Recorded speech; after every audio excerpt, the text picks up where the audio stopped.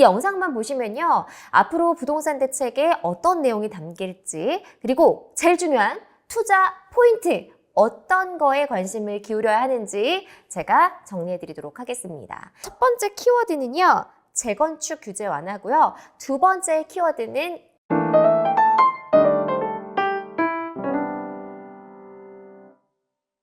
네, 여러분 안녕하세요. 네, 부동산 미녀예요.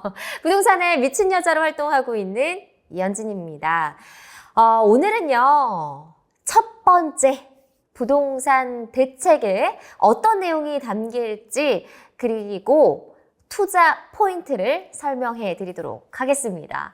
자, 여러분, 부동산 대책에 첫 번째인 만큼 어떤 내용이 담길지 저도 좀 기대를 했었는데 지금 일정이 밀렸어요.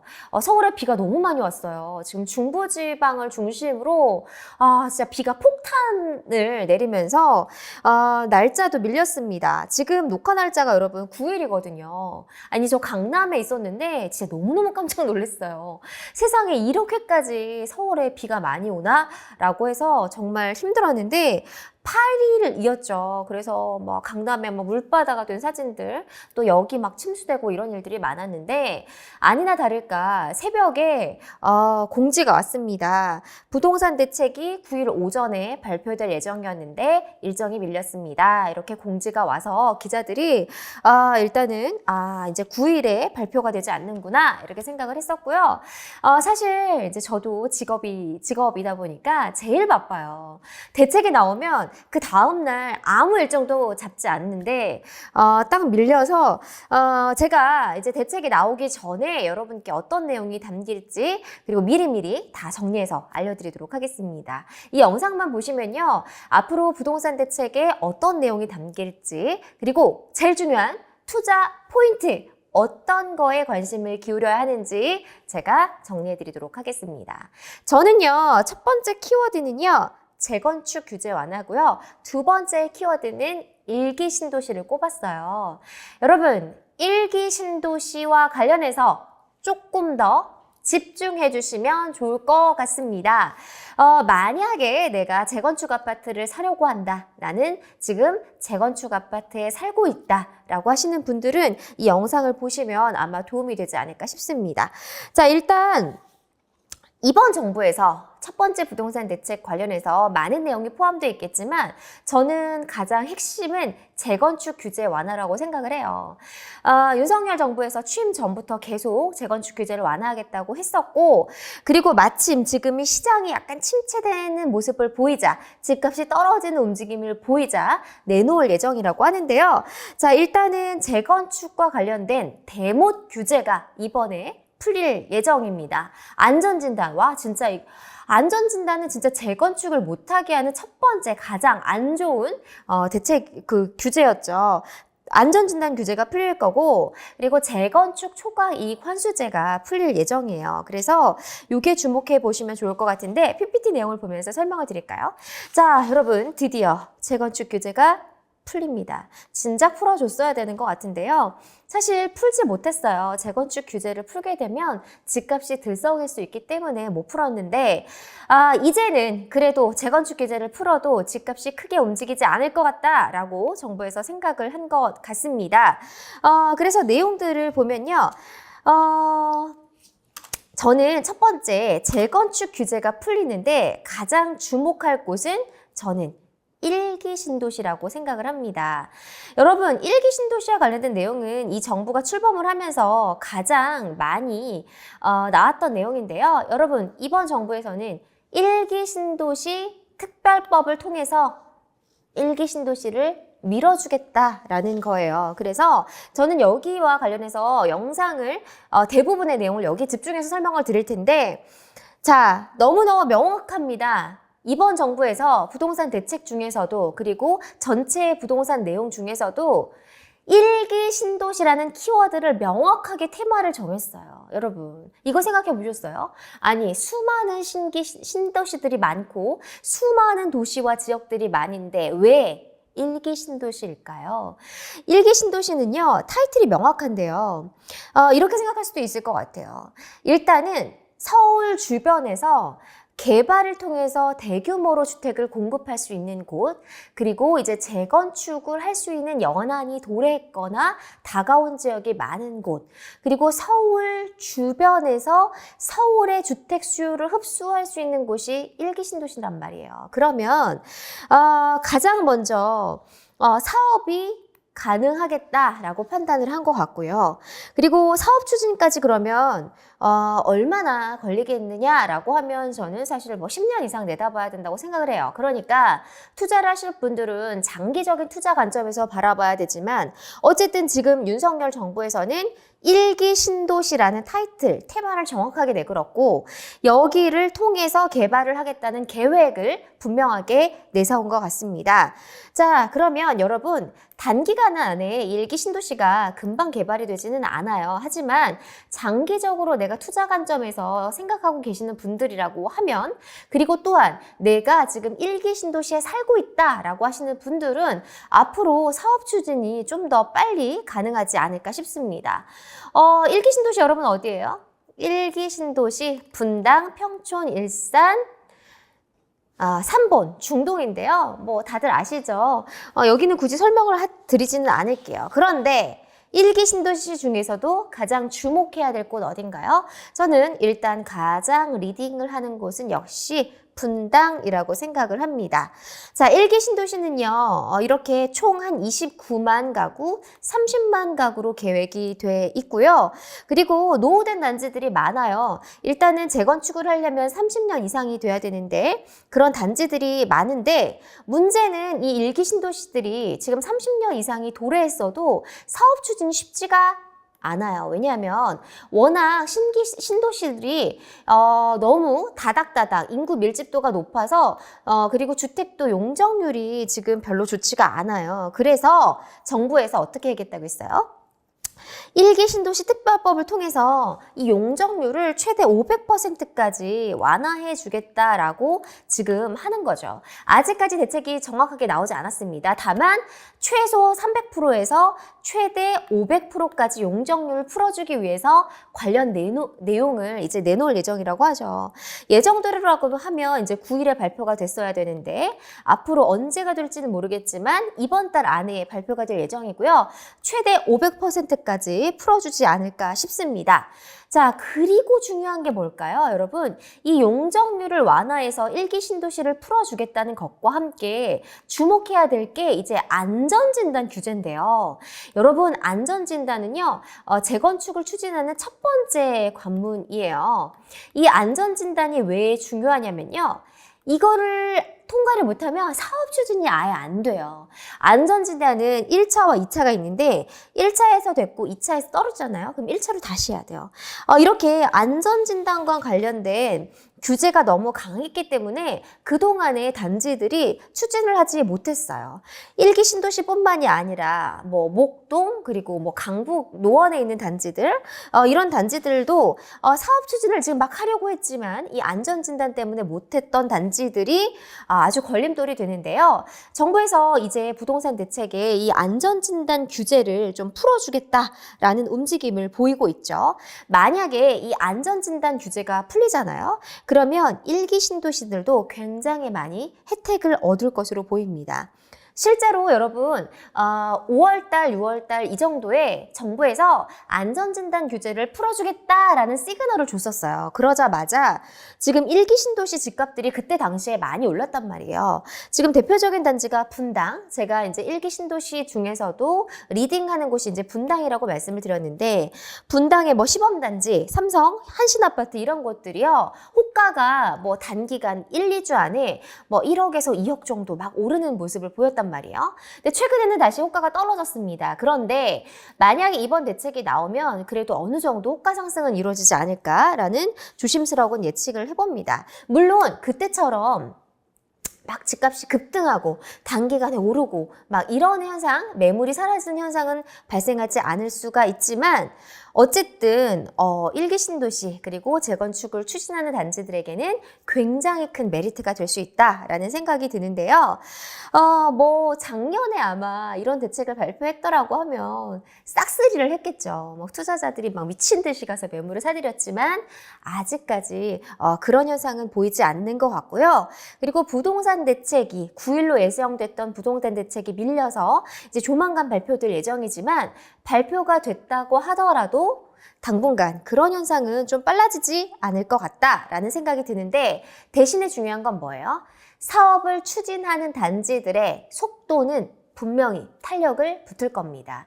그러니까 그동안은 규제가 안 풀리면서 이게 도대체 언제 되나 10년이 걸릴지 20년이 걸릴지 몰랐던 단지들이 대책이 발표가 되면서 조금 더 빨리 사업 추진을 하겠다. 이렇게 추진을 하는 단지들이 저는 분명하게 생길 거라고 생각을 하고요.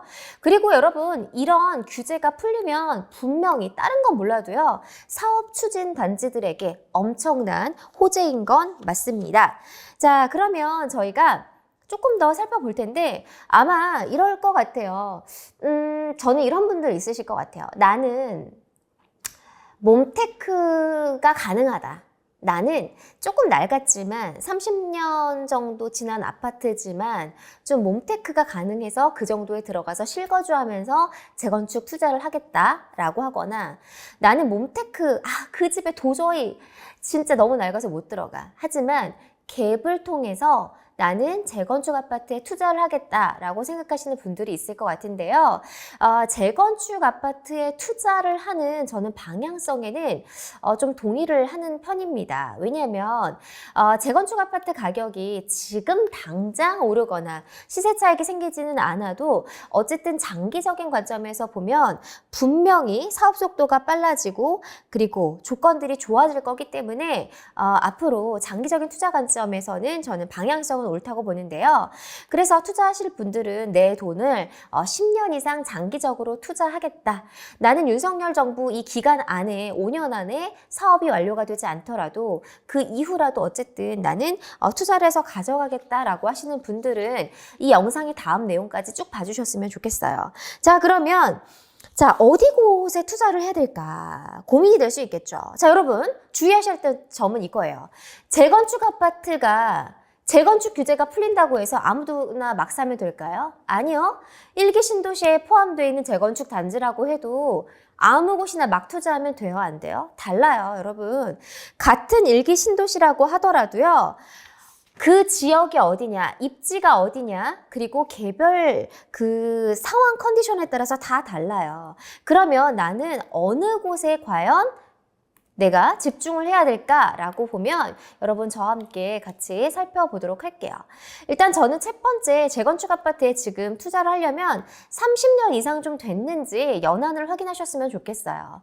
일단은 규제를 풀어주더라도 30년 이상 된 단지들의 안전진단 규제를 완화할 거거든요. 그래서 이 기간이 도래했거나 지난 단지들을 위주로 살펴보셨으면 좋겠어요. 이건 꼭 살펴보셨으면 좋겠고 그래야 안전진단을 추진했을 때 빨리 이루어질 수가 있습니다. 그만큼 내 돈을 묶어놓는 기간이 줄어드는 거니까요. 이건 유의하셨으면 좋겠고요. 자, 그 다음에 주의해야 될 점은 바로 이거예요. 자, 재건축 아파트라고 해서 무조건 사업 추진만 된다고 투자하는 게 아니에요. 역세권일수록 좋고요. 왜냐하면 역세권일수록 용적률 인센티브가 올라갈 수가 있거든요. 그리고 대단지 아파트가 확실히 좋습니다. 이게 재건축을 하게 되잖아요. 그러면 작은 단지보다 아무래도 대단지면 공간에 대해서 효율적으로 좀 활용할 수 있기 때문에 아마 사업성이 좋아질 가능성이 높습니다. 그리고 용적률 인센티브를 주면 이런 단지들이 아무래도 좋고 그리고 나중에 개발을 한다고 하더라도 입지가 좋을 경우에 내 아파트의 가치가 올라갈 수 있기 때문에 이런 단지를 활용하면 좋을 것 같고요.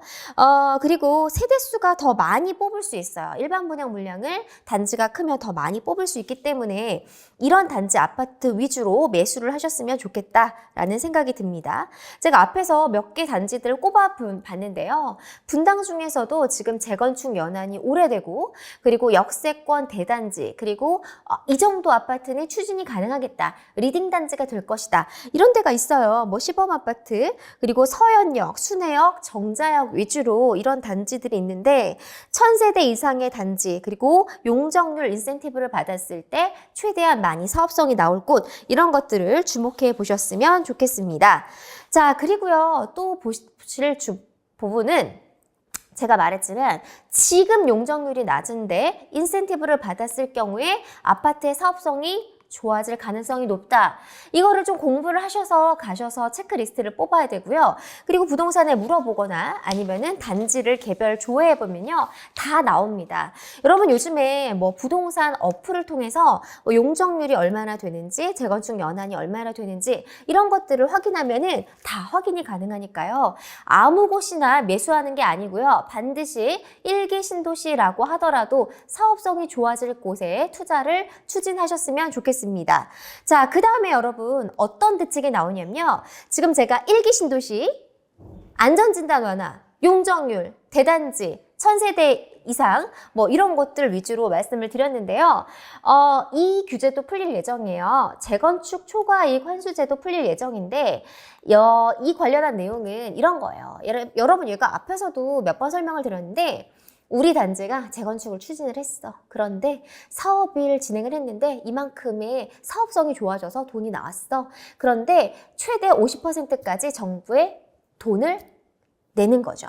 자, 말도 안 돼 라고 하지만 실제로 지금 강남에서는 이 재건축 초과이익 환수제로 인해서 부담금을 지금 받은 단지들이 있습니다. 그런데 정부에서 이거를 획기적으로 완화해 주겠다라고 했죠. 그래서 실질적으로 이거는 거의 있으나 마나한 정책이에요. 지금 부담금이 부과가 됐는데 실제로 집행을 하지 않고 있거든요. 그런데 이런 혜택을 받을 단지들은 저는 강남이라고 생각을 하고요. 강남, 뭐 목동 이런 단지들, 서울에 주요 있는 입지 단지들이 이 규제가 풀리면 아무래도 훨씬 더 사업성이 좋아질 거라고 생각을 합니다. 그래서 지금 안전진단, 재건축 초과이익 환수제, 그리고 1기 신도시 특별법을 통해서 재건축 아파트들을 추진하는데 정부에서 많이 사업성을 좋아지게 할 것 같습니다. 자, 그 다음에요. 이 이야기는 뒤로 나왔는데요. 일단 재건축과 관련된 이슈가 너무너무 중요해서 제가 1기 신도시 재건축과 관련된 내용을 앞에서 말씀을 드렸고요. 이번에 사실 윤석열 정부에서 주요 방안은 250만 호 플러스 알파 주택 공급 대책입니다. 자, 저는 재건축과 관련된 키워드를 앞에 너무너무 중요해서 앞에 꼽았는데요. 정부에서 이 대책을 내놓은 이유는 공급을 하기 위해서요. 주택 공급을 늘리겠다는 건데 자, 저는 묻고 싶습니다. 그러면 250만 호가 과연 가능하겠냐? 저는 불가능하다고 보고요. 그냥 최대한 많은 주택을 공급하겠다라고 해석을 해보고 싶습니다. 그러면 자, 과연 250만 가구를 어디에다가 할 거냐가 중요한 거겠죠. 그래서 공공임대와 민간주택을 따로 떼고 하는데요. 공공임대 확대 방안에 대한 내용이 포함될 것 같고요. 민간 아파트 같은 경우에는 저는 1기 신도시라던가 아니면은 뭐 역세권 이런 것들을 활용해서 주택을 공급하는 대책을 내놓지 않을까 싶습니다. 다만 구체적인 입지가 나올지 안 나올지는 모르겠어요. 예를 들어서 나는 고향 창릉, 예를 든 거예요. 창릉의 입지를 통해서 주택을 공급하겠다. 이렇게 구체적인 지역명이 이번에 나올지 안 나올지는 모르겠어요. 왜냐하면 땅을 공급할 때가 사실상 정말 많지 않습니다. 문재인 정부에서 계속해서 주택 공급 대책을 내놓으려고 했지만 땅이 없는 거, 집을 지을 그 땅이 없고 입지가 부족하다는 게 딜레마였잖아요. 그러면 이번 과연 윤석열 정부에서 어떤 방안들을 나놓을지 궁금하고요. 그리고 두 번째는 전 이거예요. 일단 공급 대책 250만 호라는 가능한지 불가능한지 모르겠지만 어쨌든 공급 폭탄을 내리겠다. 이게 주요 흐름이잖아요. 그러면 과연 지금 부동산 시장이 침체된 상황에서 집값이 떨어지고 있는 이 시점에서 주택 공급을 하는 게 250만 호를 공급하는 게 과연 의미가 있을까라는 생각이 듭니다. 지금 부동산 시장이 여러분이 너무 잘 아시는 것처럼 집값이 하향 안정세를 보이면서 떨어지고 있어요. 그리고 지금 누구든지 집을 사려고 하는 사람들이 줄어들었고 집을 사려고 하지 않는 상황이란 말이에요. 금리 인상에 대한 공포도 하반기에 더 심해질 텐데 부동산 시장이 하반기에 거래 절벽이 심화되고 또 가격도 떨어질 가능성이 높은 이 상황에서 주택 공급 대책이 얼마만큼 시장의 안정화 효과가 있겠느냐?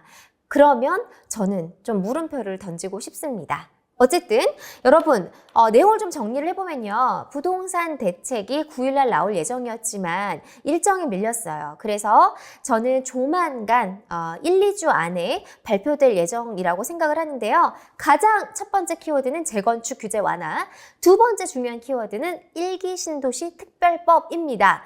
그 중에서도 주목해야 될 곳은 1기 신도시인데요. 1기 신도시를 리딩하는 곳은 분당입니다.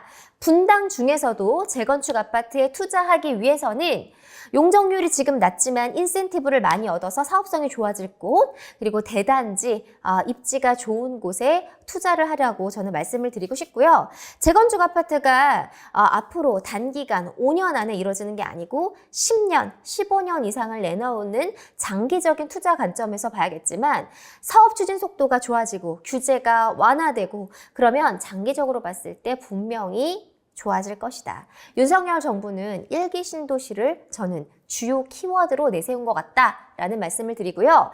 그리고 중국 주택 공급 대책이 나올 텐데 과연 이 상황에서 주택 공급 대책이 얼마만큼 효과가 있을지는 잘 모르겠다. 시장이 반등하는 효과는 많지 않을 것 같다라고 요약해 드릴 수 있을 것 같습니다. 여러분 영상이 도움이 되셨다면 좋아요, 구독 많이 눌러주세요. 여러분, 여러분들을 위해서 저희 열심히 진짜 만들고요. 여러분의 내 집 마련, 부동산 투자를 늘 응원하고 있습니다.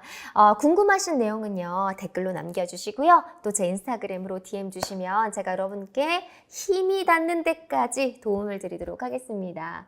자, 여러분 오늘도요, 부동산 대책 관련한 내용을 살펴봤는데요. 여기서 특별히 더 많이 나아가거나 더 다른 내용이 나오지는 않을 것 같아요. 그리고 부동산 대책이 나오면 또 제가 발빠르게 내용을 정리해 드리도록 하겠습니다. 여러분, 부미녀 이만 물러가 보도록 할게요.